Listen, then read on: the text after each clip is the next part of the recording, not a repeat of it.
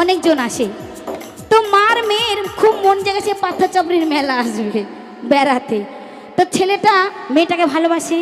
মেয়েটা এখন দেখছে কি করে বলবো আমার ভালোবাসা কি, আমি পাথরচাপড়ি যাবো বেড়াতে, বলতে আর পারে না। কিন্তু তলায় তলায় ফোন করে একদিন বলে দিয়েছে, জানো আমি আর মা যাচ্ছি বেড়াতে পাথরচাপড়ি, তুমি যাবে তো? ছেলেদের মন তো